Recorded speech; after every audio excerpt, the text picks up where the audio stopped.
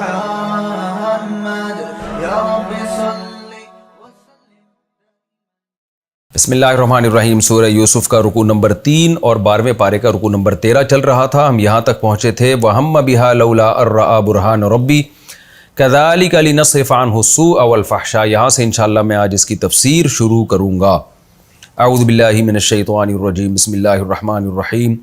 وَهَمَّ بِهَا لَوْلَا أَن رَأَىٰ بُرْهَانَ رَبِّهِ۔ قرآن کہتا ہے اگر یوسف علیہ السلام اللہ کی طرف سے کوئی واضح برہان نہ دیکھتے تو اس برائی میں مبتلا ہو جاتے۔ وہ واضح برہان کیا تھی، وہ واضح دلیل کیا تھی، اس کا پہلے ذکر ہو چکا ہے، پچھلے ایپیسوڈ میں بیان کر چکا ہوں کہ انہوں نے اس کا حوالہ دیا انہ ربی احسن مثوایا، کہ اس کا جو مالک ہے میرا، مولا ہے میرا، اس نے مجھے اچھا ٹھکانہ دیا ہے۔ اور بھی اللہ کی نعمتیں اس وقت آپ کے ذہن میں آئی ہوں گی، ان تمام چیزوں کو برہان سے تعبیر کیا گیا ہے۔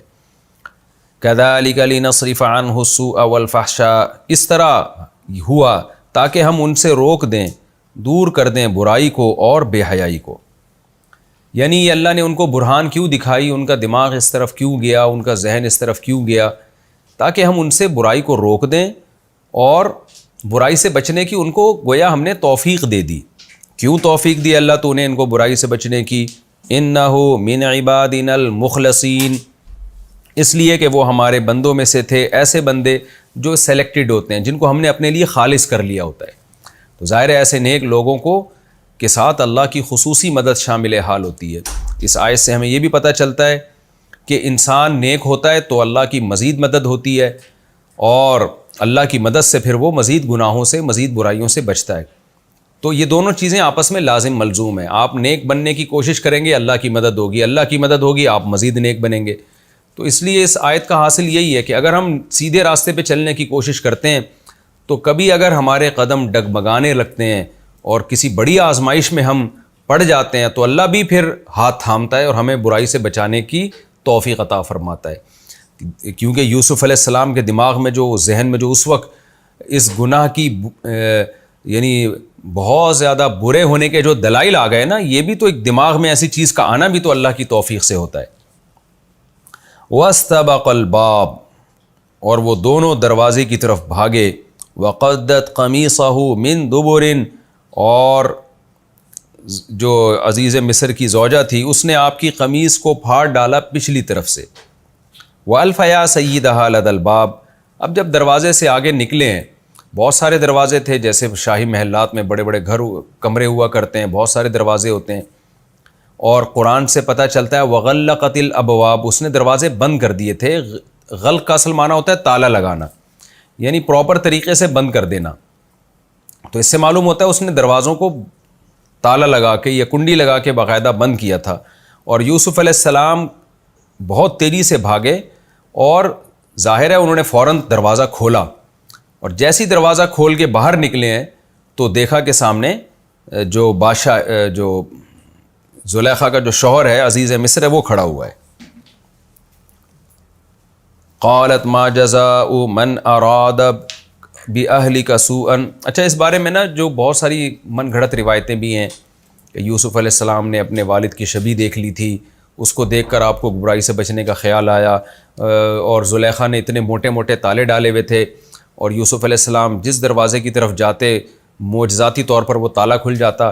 ان ایسی ہمیں کوئی مستند روایتیں اس بارے میں نہیں ملتی، تو میں تفسیر کے لیکچر میں وہی بات کی کوشش کرتا ہوں جو بالکل مستند، صحیح سند کے ساتھ اور صحیح دلیل کے ساتھ ثابت ہو۔ قالت ما جزاء من اراد باہلک سوءا، زلیخا صاحبہ کہنے لگی کہ جب اپنے میاں کو دیکھا نا اس نے، تو ظاہر ہے انسان کا دماغ جاتا ہے بھائی یہ کیا ہو رہا ہے، تو فوراً کہنے لگی آپ مجھے یہ بتائیے کہ جو شخص آپ کی بیوی کے ساتھ، آپ کے اہل کے ساتھ برائی کا ارادہ کرے اس کی سزا کیا ہونی چاہیے؟ الا ان یسجن، سوائے اس کے کہ اس کو جیل میں ڈال دیا جائے، او عذاب علیم، یا دردناک عذاب دیا جائے، بہت سخت سزا دی جائے۔ پچھلے ایپیسوڈ میں میں نے بتایا تھا نا، پچھلے لیکچر میں، کہ جب انسان چالاکی کرتا ہے نا تو بہت کانفیڈنس کے ساتھ بڑی بڑی باتیں کر رہا ہوتا ہے۔ وہ ہونا یہ چاہیے تھا نارملی کہ عزیز مصر پوچھتا کہ بھئی یہ کیا ہے، تو وہ جو زلیخا تھی وہ کہہ دیتی کہ بھئی یہ جھوٹ بولنا تھا، اس نے تو اس طرح سے بھی جھوٹ بول سکتی تھی نا کہ بھئی یہ میرے اوپر تہمت یہ مجھے ورغلانے کی کوشش کر رہے ہیں، مجھ میں معاذ اللہ بری نظر ڈالی ہوئی ہے، تو جو ہے اب آپ کے سامنے ہے، آپ نے جو سزا دینی ہے دیں، میں کیوں مشورہ دوں کہ اس کی سزا جیل ہونی چاہیے یا کوڑے ہونے چاہیے یا دردناک عذاب ہونا چاہیے، یہ میرا ٹاپک نہیں ہے۔ تو وہ اعتدال کے ساتھ کبھی ایسا آدمی بات نہیں کرتا، ہمیشہ وہ کیا کرے گا، بڑی سیاسی چال کے ساتھ نا کہ ایسا امپریشن سامنے والے پر جائے کہ وہ سمجھے کہ اس سے زیادہ سچ تو دنیا میں کسی نے بولا ہی نہیں ہے۔ یہاں بھی زلیخا نے گڑبڑ کیا کی، نمبر ایک، بادشاہ سے کے سوال کیے بغیر خود ہی بولنا شروع کر دیا۔ نمبر دو، بولنے میں الزام نہیں لگایا کہ یوسف نے مجھے ورغلانے کی کوشش کی ہے، بند کمرے میں مجھ سے برائی کی کوشش کی ہے، نہ بلکہ یہ دونوں باتیں سائڈ پہ رکھ کے نا اس سے پوچھ رہی ہے کہ اب سزا بتائیں کہ اس کی سزا جیل ہو یا کوئی اور عذاب ہو، یعنی اس پر تو ہم نے بحث کرنی نہیں ہے کہ مجرم ہے کون، یہ چلاک لوگوں کا طریقہ کار ہوا کرتا ہے۔ تو یوسف علیہ السلام بول پڑے، قال ہی راودتنی عن نفسی، اس نے مجھے میری ذات سے ورغلانے کی کوشش کی ہے، وشہد، اب ظاہر ہے جب یوسف علیہ السلام چونکہ سچے تھے نا تو انہوں نے کوئی ایران توران کوئی لمبی چوڑی بات نہیں کی ہے، سیدھی سی بات کی، بھئی یہ الزام غلط لگا رہی ہے میرے اوپر۔ تو اس سے بھی ہمیں ایک اشارہ ملتا ہے کہ جو حق پرست آدمی ہوتا ہے نا وہ ٹو دا پوائنٹ بات کرتا ہے، وہ باتوں کو ایران توران کر کے گھماتا نہیں ہے۔ آج لفاظی کا دور ہے نا، صحافیوں میں لفاظی دیکھیں آپ اور اینکرز میں لفاظی دیکھیں آپ، جو جتنا جھوٹ بولتا ہے اتنا ہی باتوں کو گھما کے لمبی ڈیٹیل میں جا کے باتوں کو الجھا رہا ہوتا ہے وہ۔ یوسف علیہ السلام نے مختصر سے جملہ کہا، ہی راودتنی عن نفسی، اس نے مجھے میری ذات سے ورغلانے کی کوشش کی ہے، میں نے برائی کی کوشش نہیں کی۔ وشہد شاہد من اہلہا، تو عزیز مصر کی بیوی ہی کے خاندان میں سے ایک شخص نے گواہی دی۔ یہ کون تھا؟ حدیث سے پتہ چلتا ہے یہ بچہ تھا۔ نبی صلی اللہ علیہ وسلم نے فرمایا 4 بچے ایسے ہیں جو بچپن میں جنہوں نے جو بولے ہیں، اور ایک روایت میں آتا 3 بچے ایسے ہیں، تو ان میں ایک یوسف علیہ السلام کے شاہد کا بھی تذکرہ ہے۔ اب یہ بچہ بالکل دودھ پیتا بچہ تھا یا نابالغ بچہ تھا، اس کے بارے میں مفسرین کی دونوں رائے ہیں۔ اگر یہ دودھ پیتا نابالغ بچہ تھا، دودھ پیتا بچہ تھا، پھر تو اس کا بولنا ہی ایک قسم کا معجزہ ہے، اور وہ یوسف علیہ السلام کے لیے وہ بہت بڑی گواہی ہے، کیونکہ ظاہر ہے دودھ پیتا بچہ، جیسے حضرت عیسیٰ علیہ السلام نے ماں کی گود میں گواہی دی کہ میری ماں جو ہے وہ معاذ اللہ بدکار نہیں ہے، وہ پاک دامن ہے، تو اس کی گواہی شرعاً معتبر تھی، کیونکہ یہ معجزہ، یہ تو اللہ کے علاوہ تو نہیں کوئی بلوا رہا نا اس سے۔ تو یہاں بھی اگر یہ نابالغ یہ دودھ پیتا بچہ تھا تو اس کا بول دینا ہی کافی تھا، اس کا اتنی گواہی دے دینا ہی کافی تھا کہ یوسف علیہ السلام بے گناہ ہے، یہی حجت کے لیے کافی تھا۔ لیکن چونکہ وہ کافر قوم تھی، اس کے بارے میں ڈر تھا کہ یہ اس معجزے کے ہوتے ہوئے بھی یوسف علیہ السلام کو پاک دامن نہ سمجھیں اور اس کو جادو سے تعبیر کریں، تو اس لیے اس بچے نے قرینہ بھی بیان کر دیا۔ وہ قرینہ یہ تھا کہ ان کان قمیصہ قد من قبل، کہ بھئی اگر قمیص سامنے سے پھٹی ہوئی ہے تو پھر یہ زلیخا سچی ہے اور معاذ اللہ یہ یوسف علیہ السلام جھوٹے ہیں، اور ان کان قمیصہ قد من دبر، اگر قمیص پیچھے سے پھٹی ہوئی ہے تو یہ سچ بول رہی ہے، یوسف علیہ السلام سچے ہیں اور زلیخا جھوٹ بول رہی ہے۔ دیکھیں اصولی طور پر، یعنی پہلے تو میں یہ بتا دوں ایسا قرینہ کیوں، اس لیے کہ جب کرتا پیچھے سے پھٹا ہے تو اس کا مطلب یوسف علیہ السلام آگے بھاگ رہے تھے، زلیخا پیچھے تھی، اور اگر آگے سے پھٹا ہے تو اس کا مطلب یہ کہ یعنی معاملہ اس کے برعکس ہے۔ تو پیچھے سے کرتا پھٹا ہونا تو بہرحال اس کی علامت ہے کہ یوسف علیہ السلام آگے بھاگ رہے تھے، اگرچہ آگے سے کرتا پھٹا ہونا کسی چیز کی بھی علامت نہیں ہے، لیکن اس نے یعنی ایک بات کو مکمل کرنے کے لیے یہ بات کہی ہے۔ تو یہ ایک قرینہ ہے اس بات کا کہ یوسف علیہ السلام سچے ہیں اگر کرتا پیچھے سے پھٹا ہوا ہے۔ لیکن خوب سمجھ لیں، کسی پر زنا کی تہمت کے لیے یہ دلیل کافی نہیں ہے شرعی طور پر کہ کرتا اس کا آگے سے پھٹا ہے یا پیچھے سے پھٹا ہے، اس کی بہت ساری وجوہات ہیں، یعنی یہ کوئی شرعی دلیل نہیں ہے، خوب سمجھ لیں۔ کیونکہ بعض دفعہ ایسے ہو سکتا ہے کہ ایک مرد جو ہے وہ عورت سے زنا کی کوشش کر رہا ہو اور اپنا کرتا خود اپنے ہاتھ سے پیچھے سے پھاڑ لے، تاکہ بعد میں جب میں پکڑا جاؤں تو میں یہ کہہ سکوں کہ میں آگے آگے بھاگ رہا تھا، یہ پیچھے تھی۔ تو یہ کوئی دلیل نہیں ہے شرعی طور پر، اس لیے زنا میں کی تہمت میں ان چیزوں کا شرعاً کوئی اعتبار نہیں ہے۔ لیکن یہاں پر ایک قرینے کے طور پر اس کو پیش کیا جا سکتا ہے، جیسے جب کورٹ انویسٹیگیشن کرتی ہے، عدالت انویسٹیگیشن کرتی ہے، تو اصل مدار تو گواہ پر ہوتا ہے، لیکن اس کے لیے قرائن دیکھے جاتے ہیں, سیاق و سباق دیکھا جاتا ہے, جائے واردات دیکھی جاتی ہے, اس سے جج جو ہے صحیح فیصلے تک پہنچنے میں یہ تمام چیزیں اس کے لیے معاون اور مددگار ہوتی ہیں. تو یہ چیزیں ایک صحیح فیصلہ کرنے میں معاون اور مددگار تو ہو سکتی ہیں, لیکن ان پر یقینی حکم کا مدار نہیں ہوتا. تو یقینی یہ تھا کہ وہ بچہ جو تھا وہ معجزے کے طور پر بولا ہے. دوسری بات یہ کہ اگر وہ بچہ بڑا ہو چکا تھا, نابالغ تھا بچہ, مگر یہ کہ بولنے کے قابل تھا وہ, تو بھی یہاں پر یہ بات ہے کہ پھر یہ اس کا بیان یہ بھی ایک قسم کا قرینہ ہے کہ ایک سمجھدار بچہ تھا جس نے یہ کہا کہ بھائی ٹھیک ہے, اس بات کا امکان تو موجود ہے کہ کوئی شخص بھاگنے کے بعد اپنا کرتا خود بخود پیچھے سے پھاڑ لے, لیکن ظاہر ہے اتفاقی واقعات میں اس طرف کسی کا دماغ نہیں جاتا. جب ایسے دوڑ لگ رہی ہوتی ہے اور کرتا پیچھے سے پھٹا ہے تو یہ واضح قرینہ اس بات کا ہے کہ زلیخا کی طرف سے زیادتی ہوئی ہے. جب تک کہ وہ اپنے آپ کو صحیح ثابت کرنے کے لیے کوئی اس سے مضبوط قرینہ پیش نہیں کرتی تو ہم اسی کو غلط سمجھیں گے. تو اگرچہ یہ یقین کے درجے میں نہیں ہے, لیکن یہ قرینہ بہرحال ہے اس سے. اور پھر جو مجرم ہوتا ہے نا, اس پر ایک احساس شرمندگی بھی ہوتا ہے اس میں. جب کوئی واضح قرینے سے اس کا مجرم ہونا پتہ چل جائے تو عام طور پر وہ اپنے جرم کا اعتراف بھی کر لیتا ہے. تو بہرحال کوئی بھی وجہ تھی, لیکن اس بات کو ایک علامت کے طور پہ سمجھا گیا کہ واقعی کہ یہ کرتا بھی پیچھے سے پھٹا ہوا ہے تو, اور یہ اتنی افراتفری میں کام ہوا ہے, تو یہ واضح اس بات کی علامت ہے کہ یہ جو ابتدا ہوئی ہے یہ زلیخا کی طرف سے ہوئی ہے. اس لیے قرآن کہتا ہے کہ فلما رأى قمیصہ قد من دبر, جب عزیز مصر نے دیکھا کہ یوسف علیہ السلام کا کرتا پیچھے سے پھٹا ہوا ہے, قال انہ من کید کننا, تو وہ کہنے لگا کہ یہ جو کام تم نے کیا ہے نا, ابھی جو باتیں بنائی ہیں تم نے, یہ تمہاری بری تدبیروں میں سے ایک تدبیر ہے. یعنی خود تم نے یوسف کو ورغلانے کی کوشش کی اور پھر ایسے بہترین طریقے سے اس پہ الزام لگایا کہ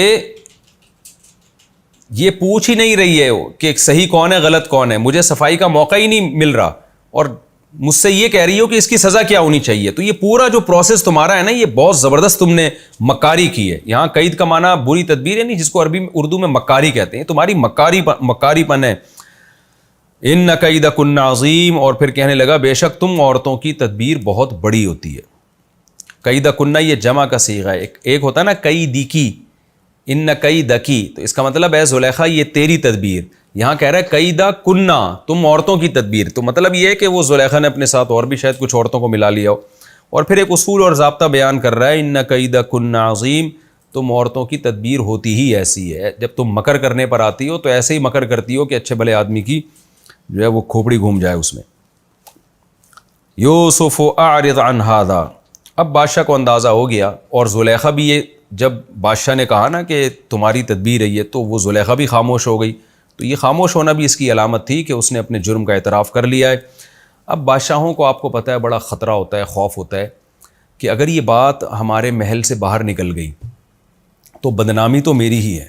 عزیز مصر کو اس بات کا خطرہ تھا, بادشاہ نہیں, عزیز مصر کو, کہ اگر یہ بات محل سے نکل گئی تو بدنامی تو میری ہی ہوگی نا. تو اب وہ سزا اگر یوسف علیہ السلام کو دیتا ہے تو ٹینشن میں, یعنی اگر اپنی بیوی کو یہ ثابت کرنے کے لیے کہ یہ پاک دامن ہے اور یوسف معاذ اللہ انہوں نے یہ غلطی کی تھی, تو یوسف علیہ السلام کو اگر جیل میں ڈالتا ہے تو بھی بات لیک آؤٹ ہوگی, بھائی اس کو سزا کیوں ملی ہے. اور ظاہر ہے یوسف علیہ السلام کو وہ جیل میں ڈالنا بھی نہیں چاہتا تھا, کیونکہ عزیز مصر ہمیں پتہ چلتا ہے کہ قرآن سے ہی, سیاق و سباق سے ہی, کہ وہ ایک یعنی اخلاقی لحاظ سے ایک اچھا آدمی تھا, تو ایک بے گناہ کو جیل میں ڈالنا بھی نہیں چاہتا تھا. اور اگر بیوی کو سزا دیتا وہ, تو دنیا پوچھتی کہ بھئی ایک شاہی خاندان کی ایک عورت کو سزا کیوں مل رہی ہے, تو اس سے بات لیک آؤٹ ہو جاتی. تو عقل مند آدمی تھا, اس نے اپنی اور اپنی بیوی کی عزت بچانے کے لیے یہی راستہ اختیار کیا کہ یوسف علیہ السلام سے کہنے لگا یوسف اعرض عن ھذا, یوسف اس معاملے سے تو اب نظر انداز کر دے, اعراض کر, جو ہونا تھا ہو گیا, میرا ذہن صاف ہو گیا, اب تو اس سے اعراض کر. واستغفری لذنبک, اور اپنی بیوی سے کہنے لگا کہ تو توبہ استغفار کر اپنے گناہ پر, کیونکہ بہرحال خدا کو ماننے والے تھے. یا اس کا یہ بھی مطلب ہو سکتا ہے کہ تو مجھ سے معافی مانگ, میری نافرمانی تو نے کی, بہرحال اپنے جرم سے تو استغفار کر. انکی کنتی من الخاطئین, بے شک تو ہی خطا کاروں میں سے ہے. یہ رکوع ہمارا کمپلیٹ ہوا, اس میں جو علمی اسباق ملتے ہیں وہ میں بیان کر کے انشاءاللہ آگے چلتا ہوں. وقال الذي اشتراه من مصر لامرأته اکرمی مثواہ عسى ان ينفعنا او نتخذه ولدا۔ قرآن کہتا ہے مصر کے بازار سے خریدا ایک جس شخص نے، وہ جو عزیز مصر تھا، اس نے اپنی زوجہ سے کیا کہا کہ اس کا اکرام کرنا۔ اسی بیس پر حضرت یوسف علیہ السلام نے آگے برائی سے اجتناب کیا ہے، یعنی حوالہ اسی چیز کا دیا کہ ایک شخص نے میرا اکرام کیا تو میں اس کے گھر میں دست درازی کیوں کروں۔ تو اس سے ہمیں پتہ چلتا ہے کہ آپ جب کسی کو ملازم رکھتے ہیں، غلام بنا کے لاتے ہیں، یا لے پالک ہو، کوئی بھی ہو، ایز اے انسان اسلام ہمیں حکم دیتا ہے، ترغیب دیتا ہے کہ ہم اس کو عزت کے ساتھ رکھیں۔ آپ نے دیکھا ہوگا کچھ لوگ ملازمین کو کیسے ذلیل کر کے رکھتے ہیں۔ میرے پاس تو ایسے بہت سارے واقعات آتے ہیں کہ کھانے کا ٹائم نہیں دے رہے، کھلا رہے ہیں ایسے جیسے جانوروں کے آگے کھانا ڈالا جا رہا ہے۔ تو عزیز مصر کا اس اکرام کا قرآن بھی تذکرہ کر رہا ہے، اور یوسف علیہ السلام بھی اس اکرام کا حوالہ دے رہے ہیں۔ تو غیر مسلموں میں بھی بہت سے ایسے لوگ ہوتے ہیں جو اخلاق کے اچھے ہوتے ہیں، اور ایز اے انسان وہ انسانیت کے ساتھ اچھا سلوک کرنا پسند کرتے ہیں۔ اس کا قرآن نے یہاں بھی تذکرہ کیا ہے۔ دوسری بات یہ، وَكَذَلِكَ مَكَّنَّا لِيُوسُفَ فِي الْأَرْضِ، اللہ کہتے ہیں ہم نے اس طرح سے یوسف کو زمین میں ٹھکانہ دیا۔ کیا مطلب؟ ایک عالی خاندان میں یوسف علیہ السلام کی پرورش ہوئی۔ تو اس سے یہ بھی پتہ چلتا ہے کہ اچھے خاندان میں پیدا ہونا، ایک ایسے اپر لیول کے خاندان میں رہنا، یہ بہرحال ایک اللہ کی نعمت ہے۔ اس سے انسان کے اندر بڑی اچھی اچھی کوالٹیز پیدا ہوتی ہیں، بشرطے کہ اس کی تربیت اچھی ہو۔ تربیت اچھی نہیں ہوگی تو وہی اعلیٰ خاندان کا آدمی، جیسے کہ آج کل آپ دیکھیں جو بڑے بڑے اونچے خاندان ہیں، ان کے بچے زیادہ بگڑے ہوئے ہیں اور غریبوں کے بچے کم بگڑے ہوئے ہیں۔ تو وجہ اس کی کیا ہے کہ وہ تربیت نہیں ہوتی تو وہ زیادہ بگڑتے ہیں پھر۔ لیکن نارملی کسی اچھے خاندان میں رہنا اور معاشی سطح پہ اسٹیبل ہونا، اور ایسے خاندان میں جن کے ہاتھ میں لیڈرشپ ہے، تو ایسی جگہوں پہ انسان کے پلنے سے اس کی جو مینٹل گروتھ ہے وہ زیادہ اچھی ہوتی ہے۔ اس آیت سے ہمیں یہ بھی پتہ چلتا ہے۔ واللہ غالب علی امرہ، اس میں ہمیں کیا پتہ چلتا ہے کہ دیکھو یوسف علیہ السلام کو کنویں میں ڈالا جا رہا ہے، لیکن اللہ کہتے ہیں ہم نے ان کو خوابوں کی تعبیر بھی سکھانی تھی، اور بھی ان پر دنیاوی اور اخروی نعمتیں کرنی تھیں، اور اللہ اپنے معاملے پہ غالب ہے۔ تو اس میں ہمارے لیے امید کی بات ہے، بھئی کیسی ہی ناکامی کی صورتحال پیدا ہو رہی ہو، ہم اللہ سے امیدیں لگائیں کہ اللہ ان ناکامیوں میں کامیابیوں کے نقشے پیدا کر سکتا ہے۔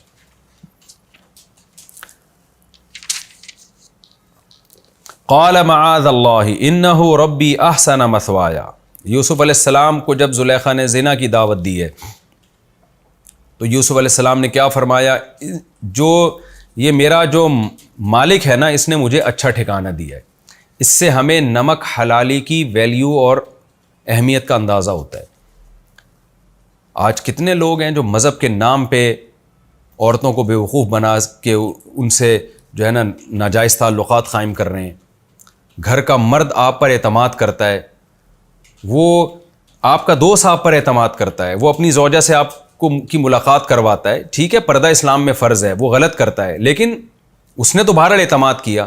کتنے واقعات ہمارے سامنے آتے ہیں کہ دوست ہی کی بیوی کو ورغلانا شروع کر دیا، دوست ہی کی بیٹی کے ساتھ غلط تعلقات قائم کرنا شروع کر دیے۔ کسی گھر میں ٹیوشن پڑھانے کے لیے گئے، جو گھر کا مالک ہے اس نے آپ پہ اعتماد کیا کہ یہ شریف آدمی ہے، میں اپنے گھر کے معاملے میں اس پہ اعتماد کرتا ہوں، اسی کی بچیوں پہ نظریں ڈالنا شروع کر دیں۔ تو یہ ساری انتہائی گھٹیا اور غیر اخلاقی حرکتیں، یہی وجہ ہے کہ رسول اللہ صلی اللہ علیہ وسلم نے فرمایا جو لعنت والے اعمال ہیں نا، جن پر بڑی شدید وعیدیں ہیں، ان میں ایک پڑوسی کی زوجہ کے ساتھ زنا کرنا بھی ہے۔ وجہ اس کی یہ کہ پڑوسی تو آپ پر اعتماد کرتا ہے، اور پڑوسی ہونے کے ناطے آپ کو شریعت آپ پر واجب کرتی ہے کہ آپ اس کے محافظ بنیں، آپ اسی کے گھر کی عورتوں پہ نظر ڈالنا شروع کر دیں۔ تو اجنبی عورت کے ساتھ بھی زنا بہت بڑا جرم ہے، لیکن پڑوسی کی عورت کے ساتھ زنا اس سے بھی بڑا جرم ہے، حدیث میں پھر بہت شدید وعید ہے۔ وجہ کیا ہے کہ بھائی آپ تو اس کے محافظ ہیں۔ تو یہ تمام باتیں کہ آپ جس تھالی میں کھاتے ہیں اسی میں چھیدنا شروع کر دیں، یہ بہت بڑا جرم ہے۔ چوری کسی کے ساتھ بھی ناجائز ہے، لیکن اگر کوئی آپ پر احسانات کرے آپ اسی کی جیب کاٹنا شروع کر دیں۔ آپ کو کسی نے انگلی پکڑ کے کوئی ترقی دی اور انگلی پکڑ کے چلنا سکھایا اس نے آپ کو، اور کاروبار کروا دیا آپ کو، یا آپ کے مالی ترقی کا یا جس روحانی ترقی کا ذریعہ بنا، اور آپ اسی کو ٹھگنا شروع کر دیں، تو یہ ہماری سوسائٹی میں بہت زیادہ ہو رہا ہے۔ تو یہ غیرت لیس لوگوں کا کام ہے. ہم اس آیت سے پتہ چلتا ہے کہ جو غیرت مند لوگ ہوتے ہیں وہ کبھی بھی کسی کے احسانات کا ایسا بدلہ نہیں دیتے کہ وہ اس کے اعتماد کو ٹھیس پہنچے. تو یہ اس اہم بات کا بھی ہمیں اس آیت سے پتہ چلتا ہے اور ہمیں ان چیزوں کا بہت زیادہ خیال کرنا چاہیے.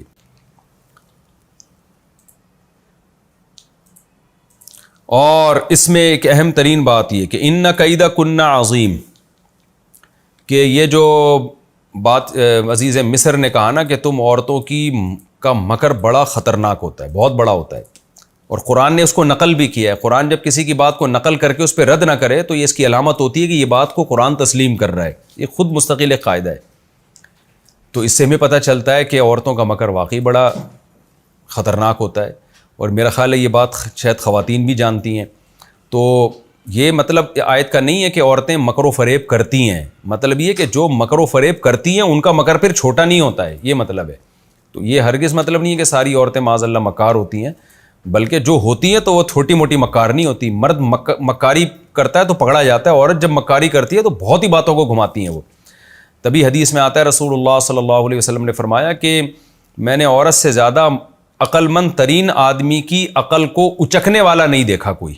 یعنی بہترین عقل والا ذہین فتین آدمی ہوتا ہے، اس کی عقل کو عورت جو ہے نا اچک لیتی ہے، اس کو بیوقوف بنا دیتی ہے. یعنی وہ ایسے جب دیکھا ہے ہم نے بہت سے ذہین لوگ شادی کے بعد الٹی الٹی باتیں شروع کر دیتے ہیں اور اپنی بیوی کے کہلاوے میں آ کے سارے الٹے کام شروع کر دیتے ہیں وہ. تو جو عورتیں مکار ہوتی ہیں یہ ان کی بات ہو رہی ہے، جو ظاہر تفسیر کے لیکچر سنتی ہیں وہ نہیں ہیں، تو ان کے علاوہ کی بات ہو رہی ہے.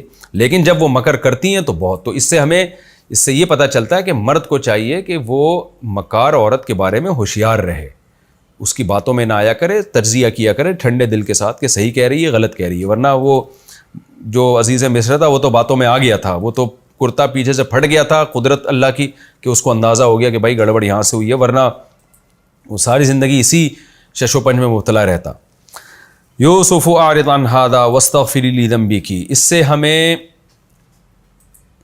فیصلوں میں اعتدال کا پتہ چلتا ہے کہ ایک شاہی خاندان کا، اونچے خاندان کا آدمی تھا، اس نے بات کو دبایا، اور ایسے موقع پہ عقل مندی کا یہی تقاضا ہے کہ ایک دم سے آ کے آپ جذبات میں فیصلہ نہ کریں. اس نے کیا کہا یوسف علیہ السلام سے، آپ بھی اعراض کرو اور اپنی بیوی سے کہا توبہ استغفار کر. وجہ کیا تھی؟ اس کو پتا تھا میں جذبات میں کوئی فیصلہ کروں گا تو بدنامی ہماری ہی ہوگی. آج ہمارے اندر یہ تحمل نہیں ہے، بس ایک دم غیرت کا مسئلہ بنا لیتے ہیں چیزوں کو، جذبات میں آ جاتے ہیں، اس کے بعد جو کچھ ہوتا ہے نتائج کو پھر وہ نتائج برداشت کرنے کی ہم میں طاقت نہیں ہوتی. اسی وجہ سے نبی صلی اللہ علیہ وسلم نے فرمایا کہ دو چیزیں اللہ کو بہت محبوب ہیں، الحلم والانات، برداشت اور فیصلے میں جلد بازی نہ کرنا. تو یہ دو کوالٹیز ہمیں اپنے اندر پیدا کرنے کی ضرورت ہے. اس کے بعد ہم فیصلہ کریں کہ کس کو سزا دینی ہے، کس کو نہیں دینی، کتنی دینی ہے. جذبات میں انسان فیصلہ نہ کرے. ہمارا رکوع کمپلیٹ ہوا، ہم اب آگے چلتے ہیں. اب میں شروع کرتا ہوں سورہ یوسف کا رکوع نمبر 4 اور 12ویں پارے کا رکوع نمبر 14. حسب معمول اس کا مختصر لفظی ترجمہ مختصر گرامر کے ساتھ، پھر انشاءاللہ اس کی تفسیر. وقال نسوة فی المدینہ، نسوہ نساء، امرأۃ کی جمع ہے، امرأہ ایک عورت، نسوۃ اور نساء یہ پلورل میں آتا ہے، دونوں عورتوں کو کہتے ہیں. وقال نسوة فی المدینہ، مدینہ شہر کو کہتے ہیں، شہر میں یعنی مصر کے شہر میں عورتوں نے کہا، امرأۃ العزیز، عزیز مصر کی جو بیوی ہے، تراود فتاہا، وہ ورغلا رہی ہے اپنے ہی گھر کے ایک لڑکے کو. فتح جوان کو کہتے ہیں، یعنی ایک ملازم کو جو اس کے گھر میں ایک رہنے والا ایک عام سا لڑکا ہے، اس کو ورغلا رہی ہے عن نفسہ، اس لڑکے کی ذات سے، یعنی اس کو ورغلا کے جو ہے اس کو برائی کی دعوت دے رہی ہے. قد شغفہا، تحقیق یہ لڑکا، شغاف کہتے ہیں دل کے اوپر کے پردے کو، شغف کا معنی اس پردے کے اندر داخل ہو جانا. قد شغفہا، یہ لڑکا داخل ہو چکا ہے، اس عزیز مصر کی بیوی کے دل کے اندر داخل ہو چکا ہے. شغف کا مطلب دل میں داخل ہونا، حبا محبت کے اعتبار سے.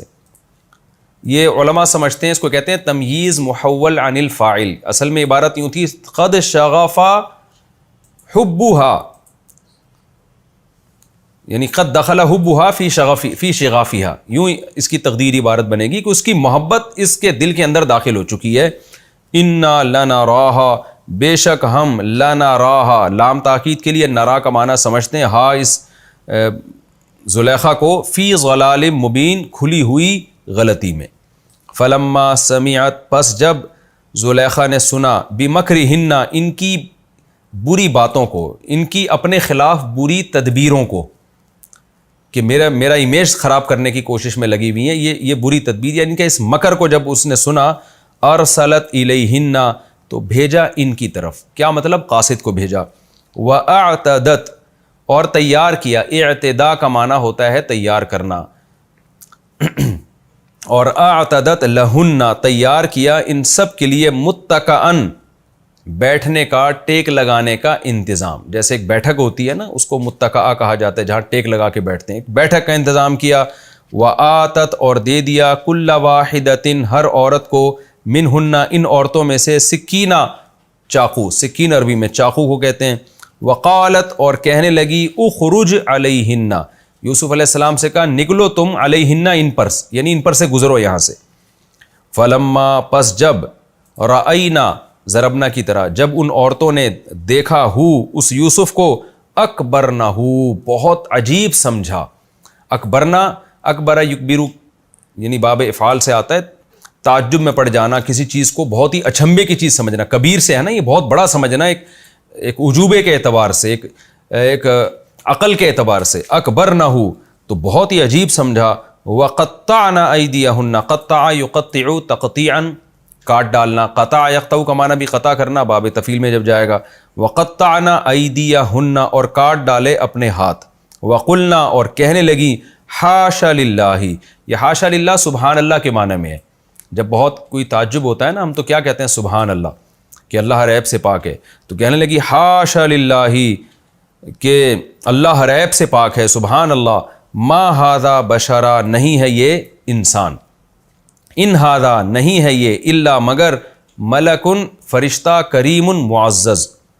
قالت زلیخا نے کہا فذالکن. ذالکا کا معنی کیا ہوتا ہے؟ یہ کا مطلب ایک مرد سے خطاب ہو رہا ہے، کنہ کا مطلب بہت سی عورتوں سے خطاب ہو رہا ہے. تو چونکہ زلیخا میں بار بار بتا دوں یہ کسی صحیح حدیث میں نام نہیں ہے، اسرائیلی روایات میں ہے، تو ہم اسی کو فرض کر لیتے ہیں وہی نام ہوگا، اس کے خلاف بھی کوئی مضبوط دلیل نہیں ہے. فذالکن کہنے لگی یہ ہے وہ، الذی یہ وہ شخص ہے، لمتن لام یلوم ملامتن نصر ینصرو کی طرح، لوام یلوم کی طرح، اس کا معنی ملامت کرنا. تو لمتن اصل میں تھا لوم تنہ، ضرب تنہ کی طرح. لوم تنہ ضرب تنہ مارا تم سب عورتوں نے، لوم تنہ ملامت کی تم سب عورتوں نے. تو لوم تنہ کو پڑھا جاتا ہے لم تنہ. لم تننی یہ ہے وہ شخص جس کے بارے میں تم ملامت کر رہی تھی، فی ہی اس کے بارے میں، یہ ہے وہ کہ اس کے بارے میں تم مجھے ملامت کر رہی تھی. وَلَقَدْ رَاوَدتُّهُ البتہ تحقیق میں نے اس کو ورغلایا ہے، عن نفسہ اس کی ذات سے. فاستعصم لیکن یہ بچ گیا ہے. عصمت کہتے ہیں نا، لا عاصم الیوم کوئی بچانے والا نہیں ہے. تو عاصم یعصم کا معنی بچانا، استعصم یعصم کا معنی بچنا. ہم کہتے ہیں نا بچہ معصوم ہے، کیا مطلب؟ گناہوں سے بچا ہوا ہے یہ. تو فاستعصم لیکن یہ بچ نکلا ہے. وَلَئِن لَّمْ يَفْعَلْ اور اگر واو کا معنی اور لام تاکید کے لیے، اِن لَّمْ يَفْعَلْ اس نے نہیں کیا، ما وہ کام، آمرہ جس کا میں اس کو حکم دے رہی ہوں. امر یامرو کا معنی حکم دینا، آمر امرو کی طرح، اضربو کی طرح، انصرو کی طرح. اگر اس نے وہ کام نہ کیا جس کا میں اس کو حکم دے رہی ہوں، لَيُسْجَنَنَّ تو ضرور بالضرور یہ جیل میں ڈال دیا جائے گا. وَلَيَكُونَنَّ اصل میں تھا یکونن، نون یعنی نون تاکید کا تھا. تو اس کو کیونکہ یہ اس کی جو پروننسیشن ہے وہ دو زبر دو زیر کی طرح ہے، تو اس لیے کاتب وحی نے جو ہے نا اس کو الف کے ساتھ لکھ دیا، ورنہ اصولی طور پر اس کو نون کے ساتھ آنا چاہیے. لیکن کاتب وحی نے جس طرح سے لکھ دیا، چاہے وہ عربی گرامر کے لحاظ سے صحیح ہو یا نہ ہو، آج تک پھر ایسی چیزوں کو قرآن میں تبدیل نہیں کیا گیا ہے. تو ولا یکونن تو ضرور بھی ضرور ہو جائے گا یہ من الصاغرین رسوا لوگوں میں. صاغر کا مطلب کم لوگوں میں. اس کے ساتھ ایسا سلوک ہوگا، اس کو ایسی سزا ملے گی کہ اس کی عزت ختم ہو جائے گی. قال جب یوسف علیہ السلام نے یہ بات سنی تو یوسف علیہ السلام نے فرمایا ربی اصل میں یا تھا آخر میں، ربی اے میرے رب، یعنی اللہ سے دعا مانگنے لگے.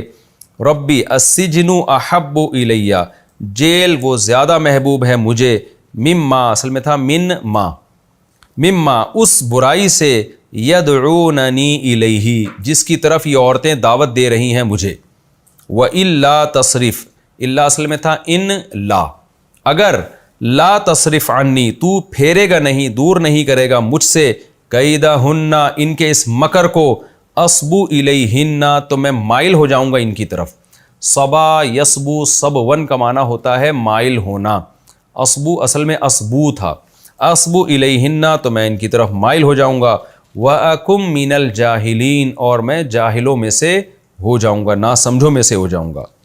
فَاسْتَجَابَ لَهُ رَبُّهُ بس قبول کر لیا یوسف کے لیے یوسف کے رب نے، یعنی یوسف کے رب نے یوسف کی دعا قبول کر لی، استجابہ کا معنی دعا قبول کرنا، فَصَرَفَ عَنْهُ اور دور کر دیا یوسف سے، کیدہن ان کی اس تدبیر کو، ان کے اس مکر و فریب کو، یعنی برائی سے بچا لیا، انہ بے شک وہ اللہ هو السمیع سننے والا بھی ہے، العلیم اور جاننے والا بھی ہے، ثم بدا لہم پھر اس کے بعد، بدا لہم ظاہر ہوا ان کے لیے، یعنی جو بھی شاہی محل کے لوگ تھے، عزیز مصر اور اس کی بیوی اور جتنے بھی لوگ تھے، ان کے لیے یہ بات ظاہر ہوئی، بدا یبدو بدون کئی بار یہ لفظ آ چکا ہے، ظاہر ہونا، من بعد ما بعد اس کے کہ رأوا الآیات انہوں نے بہت ساری باتیں دیکھیں، نشانیاں دیکھیں، کچھ چیزیں دیکھیں، تو تفسیر میں اس کی ڈیٹیل انشاءاللہ آئے گی، اس کو دیکھنے کے بعد ان کے لیے یہ بات ظاہر ہوئی، وہ کیا ظاہر ہوئی، لَيَسْجُنُنَّهُ کہ وہ اس کو ضرور بے ضرور جیل میں ڈالیں، حتیٰ حین ایک خاص وقت تک کے لیے۔ تو یہ لفظی ترجمہ مختصر گرامر کے ساتھ کمپلیٹ ہوا۔ پچھلے لیکچر میں آپ نے سنا تھا کہ، یعنی لیکچر میں تو نہیں، اسی لیکچر میں، لیکن پچھلے رکوع کے آخر میں جو ہماری تفسیر کمپلیٹ ہوئی تھی وہ یہ کہ بادشاہ نے کیا کہا کہ یوسف اس معاملے سے اعراض کر، اور زلیخا سے کہا کہ تو اپنے جرم پہ توبہ استغفار کر، تو ہی خطا کار ہے۔ آگے اس رکوع میں قرآن کہتا ہے وَقَالَ نِسْوَةٌ فِي الْمَدِينَةِ لیکن یہ بات بالآخر شہر میں پھیل گئی۔ آپ کو پتہ ہے نیگیٹو باتیں ایسے جنگل میں آگ کی طرح پھیلتی ہیں، ہر آدمی دوسرے کو بتا رہا ہوتا ہے کہ یہ بادشاہ کی بیوی نے حرکت کی ہے اپنے غلام کے ساتھ، اور دیکھو کسی کو بتانا نہیں۔ دوسرا پھر اس کو بتا رہا ہوتا ہے تمہیں پتہ ہے بادشاہ کی بیوی نے، بادشاہ نے تو پابندی لگا دی تھی ایسا کچھ نہیں ہو، بس یہیں بات دبا دو، ختم کرو، لیکن ایسے نا ایک کان سے دوسرے کان، ایسے موقع پہ اکثر یہی ہوتا ہے کہ سب ایک دوسرے کو بتا کے یہ کہہ رہے ہوتے ہیں آگے کسی کو نہیں بتانا، وہ آگے 10 آدمیوں کو بتاتا ہے یہ کہہ کے کہ آگے کسی کو نہیں بتانا، وہ آگے 100 آدمیوں کو بتا رہے ہوتے ہیں یہ کہہ کے کہ آگے کسی کو نہیں بتانا۔ تو اسی طرح یہ بات پھیلنا شروع ہوئی اور ہوتے ہوتے پورے شہر میں پھیل گئی، یہاں تک کہ وقال نسوۃ فی المدینہ، قرآن کہتے ہیں شہر کی عورتیں کہنے لگیں، امراۃ العزیز، عزیز مصر کی جو بیوی ہے، تراود فتاہا، اپنے گھر کے ایک لڑکے کو، فتح کا اطلاق عام طور پہ غلام پہ بھی ہوتا ہے، کہ اپنے گھر کے ایک ملازم کو، ایک نوجوان لڑکے کو اس کی ذات سے ورغلا رہی ہے، قد شغفہا حبا، اور یہ لڑکا اس عزیز مصر کی بیوی کے دل میں اس کی محبت گھس گئی ہے، انا لنراہا فی ضلال مبین، ہم سمجھتے ہیں کہ یہ کھلی ہوئی غلطی میں پڑی ہوئی ہے۔ کیا مطلب کہ بھئی رائل فیملی کی، ایک شاہی خاندان کی، اتنی اونچے خاندان کی اتنی خوبصورت عورت ہے، تو اس کا جو ایک معیار ہے یوسف اس معیار پہ نہیں اترتے۔ آج بھی کوئی ایسا ہونا کہ کوئی بہت اونچے خاندان کی کوئی عورت عاشق ہو جائے کسی ملازم پر، تو اس کو عجیب ہی برا سمجھا جاتا ہے کہ اس کو تو کوئی شہزادے پہ عاشق ہوتی، کوئی اس طرح کسی پہ عاشق ہوتی تو بات سمجھ میں بھی آتی ہے۔ بہرحال وہ کہنے لگی انا لنراہا فی ضلال مبین، ہم اس کو بہت بڑی گمراہی میں سمجھتے ہیں۔ فلما سمعت بمکرہن، جب زلیخا نے سنا کہ عورتیں میرے بارے میں اس طرح کی باتیں کر رہی ہیں، شہر کی عورتیں، ظاہر ہے اس کو اپنی بے عزتی محسوس ہوئی، تو اس نے جب ان کا مکر و فریب سنا کہ میری بے عزتی کرنے پر تلی ہوئی ہیں، تو اس نے سوچا کہ بھئی ان کا اپنے اوپر سے اس الزام کو بری کرنا چاہیے۔ اس نے کیا کیا، ارسلت الیہن، سب کی طرف قاصد بھیجا، دعوت میں بلایا، وَأَعْتَدَتْ لَهُنَّ مُتَّكَأً وَآتَتْ كُلَّ وَاحِدَةٍ مِّنْهُنَّ سِكِّينًا، سب کے لیے دعوت ارینج کی اور سب کے ہاتھ میں چھری پکڑا دی۔ وقالت اخرج علیہن، اور یوسف سے کہا کہ آپ ان کے سامنے سے نکل کے جائیں۔ فلما رأینہ اکبرنہ، جب انہوں نے دیکھا ہے تو بہت حیران ہوئیں، بہت بڑا سمجھا اس معاملے کو، اور ایسی مبہوت ہوئی ہیں یوسف علیہ السلام کے حسن کو دیکھ کر کہ پھل کے بجائے اپنے ہاتھ زخمی کر دیے انہوں نے۔ ہاتھ کاٹنے کا مطلب یہ نہیں کہ پورے گٹوں سے الگ کر دیے، مطلب یہ کہ ہاتھوں کو زخمی کر دیا انہوں نے، ایسی مبہوت ہوئی یوسف علیہ السلام کو دیکھ کر، اور کہنے لگی حاشا للہ ما ھذا بشرا، کہ اس کا ایک بامحاورہ ترجمہ اللہ کی قسم سے بھی کیا جاتا ہے کہ اللہ کی قسم، یعنی بہت تاکید کے ساتھ کہا کہ ما ھذا بشرا، یہ انسان نہیں ہے، ان ھذا الا ملک کریم، یہ کوئی آسمان سے فرشتہ ہے، اور فرشتہ بھی عام معمولی نہیں، بہت ہی کوئی معزز فرشتہ ہے جو آسمان سے نازل ہوا ہے، تو یہ انسان نہیں ہو سکتا اتنا خوبصورت۔ حضرت یوسف علیہ السلام کو جو معجزہ ملا تھا نا، جیسے پیغمبروں کو معجزے ملتے ہیں، تو حدیث میں آتا ہے یوسف علیہ السلام کا جو معجزہ تھا وہ حسن تھا۔ رسول اللہ صلی اللہ علیہ وسلم نے فرمایا، صحیح حدیث ہے کہ میں معراج کی رات یوسف علیہ السلام سے ملا تو یوسف علیہ السلام کو اللہ نے آدھا حسن دیا، یعنی اس کائنات میں جتنا حسن اللہ نے بانٹا ہے نا، جو انسانوں میں تقسیم کیا ہے، اس پورے حسن کو جتنا تقسیم کیا اس میں سے آدھا اکیلے یوسف علیہ السلام کو دیا گیا ہے۔ اتنے زیادہ خوبصورت اور اتنے زیادہ حسین تھے یوسف علیہ السلام۔ اب انسان تصور کر سکتا ہے کہ بھائی کتنے حسین ہوں گے، یعنی ہم اگر غور کریں نا کہ یار کیسے ہو سکتا ہے کہ اتنے کوئی حسین ہو کہ ساری عورتیں ہی مبہوت ہو کر اپنی انگلیاں کاٹ ڈالی انہوں نے، یہ کیسے ہو سکتا ہے؟ دیکھیں انسان کی جو سوچ ہے نا بہت محدود ہے۔ دنیا میں بھی ایسا ہوتا ہے، ہم کسی کو سمجھ رہے ہوتے ہیں اس سے زیادہ حسین کوئی ہو ہی نہیں سکتا، پھر کسی اور کو دیکھتے ہیں پتہ چلتا ہے کہ اس سے بھی زیادہ اس میں حسن ہے، تو یہ تو دنیا میں اس کی مثالیں ملتی ہیں۔ تو یہ ایک معجزے کے طور پر یوسف علیہ السلام کو اللہ نے حسن دیا تھا، تو کہنے لگی یہ انسان نہیں ہے، یہ ایک معزز فرشتہ ہے۔ قالت فذلکن الذی لمتننی فیہ، کیسی ہوشیار تھی زلیخا، وہ پہلے یہ بھی کر سکتی تھی کہ جو عورتیں باتیں بنا رہی ہیں ان کو ایک لیٹر لکھتی کہ بھائی تم اس کو نہ دیکھو کہ وہ ملازم ہے، وہ بے انتہا حسین ہے، بے انتہا حسن و جمال اللہ نے اس کو دیا ہے، خط لکھ کے ان کو بھیج دیتی۔ اس کو پتہ تھا کہ حسن کو الفاظ میں ڈیفائن کرنا ممکن نہیں ہوتا، تو میں ان کی، اور یہ بھی ہے کہ ایسے وقت میں اس نے یوسف علیہ السلام کو گزارا ہے جب پھلوں کو کاٹنے کے لیے وہ تیار تھیں، تاکہ ان کی انگلیاں کٹیں، زخمی ہوں، اور پھر میں بتاؤں کہ تم ایک نظر دیکھ کر جس کو ایسی پاگل ہو گئی ہو کہ تمہیں یہ نہیں پتا چل رہا ہے کہ تم پھل کاٹ رہی ہو یا ہاتھ کاٹ رہی ہو، تو جو میرے ساتھ رہا ہے اور جو مستقل دن رات میں اس کے اڑنا بچھونا، چلنا پھرنا، کھانا پینا، اس کے بات چیت کا انداز، یہ ساری چیزیں دیکھ رہی ہوں، تو میں کیسی اس پر عاشق ہو چکی ہوں گی۔ تو اس لیے ایسے موقع پہ اس نے فوراً کہا زلیخا نے، فذلکن الذی، یہ ہے وہ جس کے بارے میں لمتننی فیہ، تم مجھے ملامت کر رہی تھی، تو یہ ہے وہ، یعنی بتاؤ اب ملامت کا بتاؤ کہ اب یہ ملامت بنتی ہے کہ نہیں بنتی۔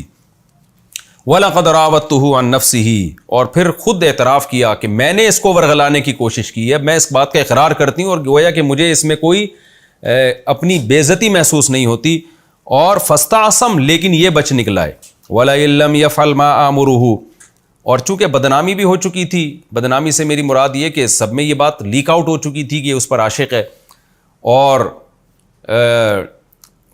اس نے دکھا بھی دیا یوسف علیہ السلام کو کہ بھئی یہ میرا عشق جو ہے اس میں مجبور ہوں، تو اب ببانگ دوہل کہنے لگی، وَلَئِن لَّمْ يَفْعَلْ مَا آمُرُهُ، اگر اس نے میرے ساتھ وہ کام نہ کیا جس کا میں اس کو حکم دے رہی ہوں، لَيُسْجَنَنَّ، تو ضرور بالضرور اس کو جیل میں ڈال دیا جائے گا، وَلَيَكُونَ مِنَ الصَّاغِرِينَ، اور یہ ضرور ہو جائے گا رسوا لوگوں میں سے۔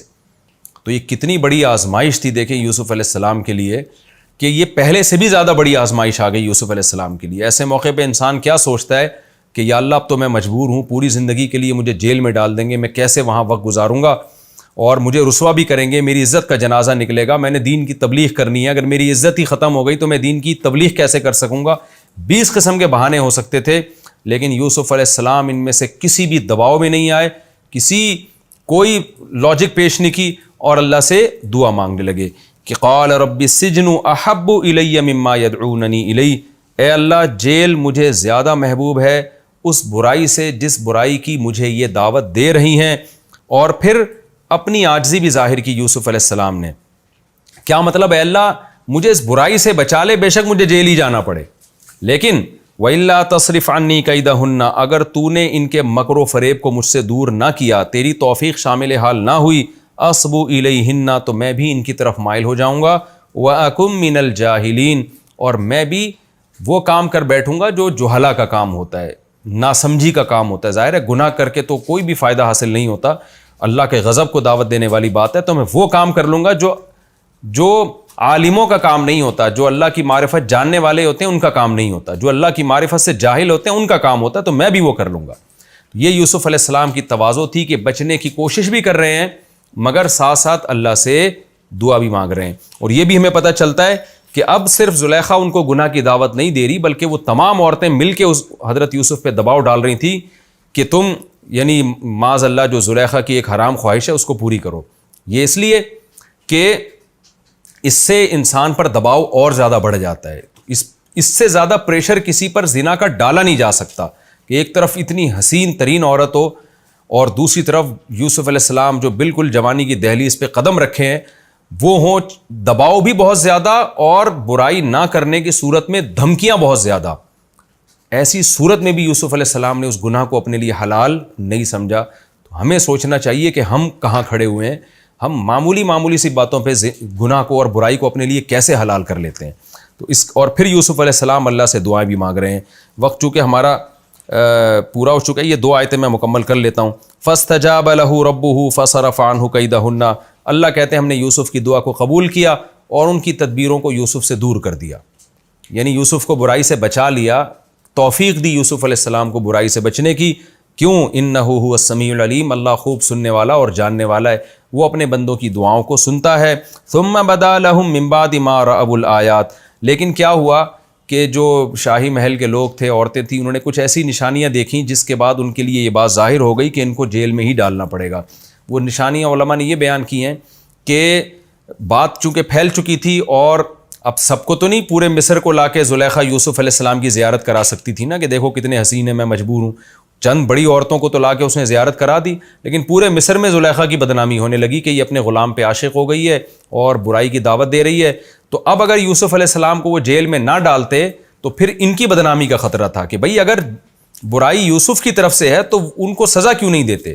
تو بالآخر وہ مجبور ہو گئی یوسف علیہ السلام کو سزا دینے پر کہ اب ہمارے پاس یوسف کو جیل میں ڈالنے کے علاوہ کوئی آپشن نہیں ہے، کیونکہ اگر ہم آپ کو جیل میں نہیں ڈالتے تو پھر ہماری بدنامی ہے کہ بھئی ایک بندہ اگر بے قصور ہے تو اس کو جیل میں تم نے کیوں نہیں ڈالا.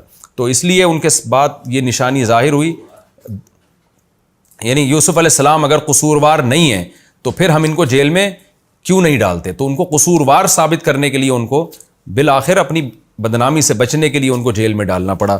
ثم بدا لهم من بعد ما رأوا الآيات ليسجننه، کہ ہم ان کو ضرور بھی ضرور جیل میں ڈالیں گے حتیٰ حین، ایک ٹائم تک کے لیے، تاکہ یہ معاملہ دب جائے اور لوگوں میں یہ شو ہو جائے کہ بھئی کیس چلا تھا، مقدمہ چلا تھا اور یوسف علیہ السلام مجرم ہونا ثابت ہو گئے تھے اور ان کو جیل میں ڈال دیا گیا تھا تاکہ ان کی عزت خراب ہو، ہماری جو رائل فیملی کی عزت ہے اس پہ آنچ نہ آئے.